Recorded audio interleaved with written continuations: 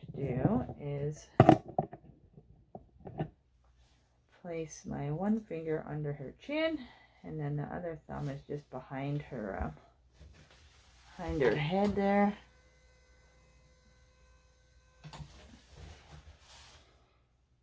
So I can kind of hold her against me here. Because she does like to move around a lot. There you go. Yeah. No. Kind of gotta let her play it out a little bit. Hey. No, Gracie. And now we're gonna bring this one on top. No biting. Once you get started, she usually relaxes a little bit. Or maybe not. I don't know why she's so finicky with the face.